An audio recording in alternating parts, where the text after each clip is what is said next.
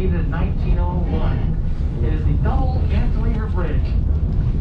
Now this bridge was constructed again in the winter. So there are so many men here hanging by nothing but a rope, in their hands equipped only with a lantern. And they would be hanging in 60 to 80 mile-an-hour winds, and again, temperatures below 40. Now on either sides of the tent, they had warming tents, and you could only work for 30 minutes at a time before you were rushed to the warming tent, otherwise you would freeze your fingers off. Now your pay for all this work was $3 per day. In today's money, that's around 105 bucks. And you had to give one back for room and board. Nonetheless, through sheer grit and determination, they did finish this bridge. It is coming up here on your left. And don't worry, I will not do the joke today that we're going to take it. We are not taking this bridge. On the left-hand side, you're going to see it though.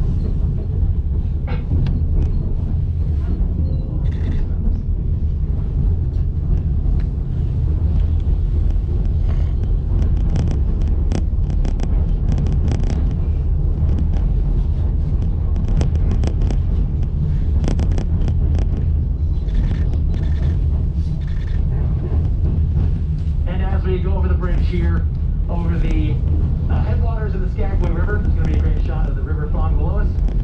And the cantilever bridge fully spread out the full wingspan on our left-hand side as we take our final tunnel going northbound, about 700 plus feet, around 750 feet, for 30 to 40 seconds of complete darkness.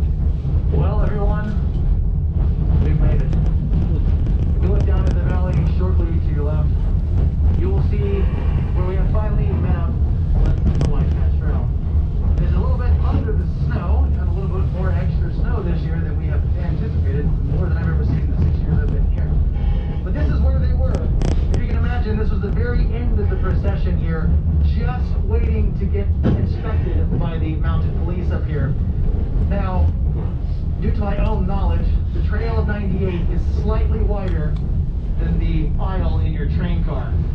meant for two-way traffic. I'm talking about loaded pack animals, loaded beast and man, all the way coming up from Skagway to the summit, some 40 odd times just to start their journey. It was all right here in this little valley.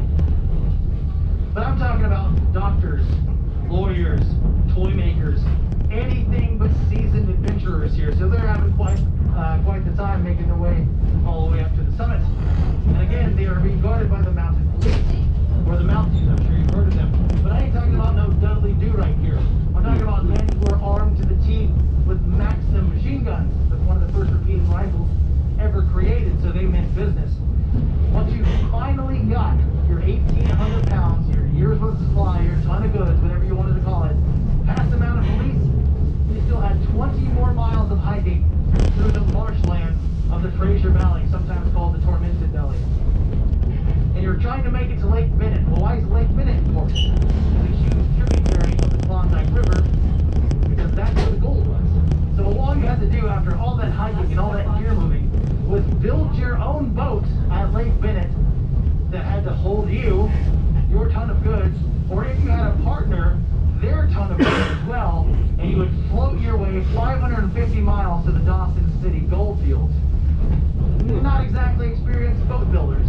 So out of the 7,126 that left Lake Bennett in the spring of 1899, about 80% made it all the way there, on the first try anyway. This is where it all happened, here on the trail of 98.